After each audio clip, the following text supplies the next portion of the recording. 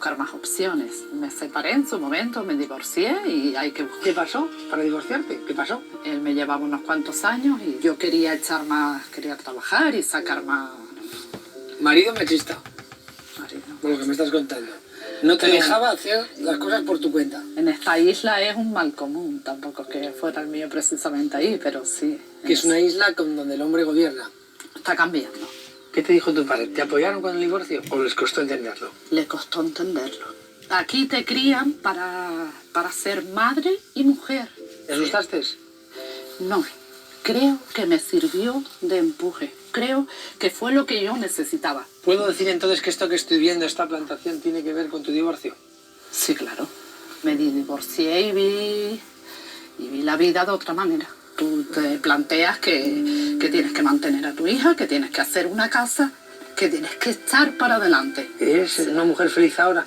En esta isla, ser dueña de ti misma es muy importante. ¿Qué te queda en la vida por hacer? ¿Qué me queda? Todavía tengo 49 años Pues por nada eso, más.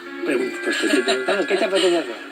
¿Qué me apetece hacer? No, ahora mismo lo que quiero hacer es mi finca. Otra finca más de piñas. Sí, esta sigo plantándola si Dios quiere y me dejan. ¿Y te compras una Porque más? me la pueden quitar.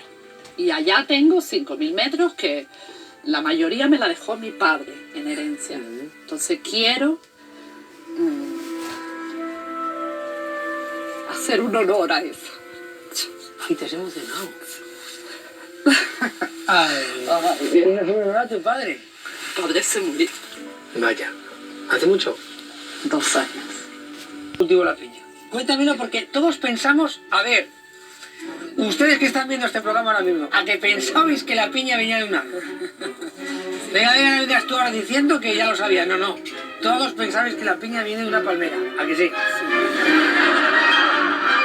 ¿Por qué pensamos eso?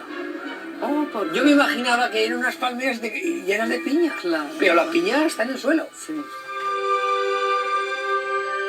Oye, aquí sabes que hemos venido a investigar los cifios. ¿Sabes lo que son los cifios? No.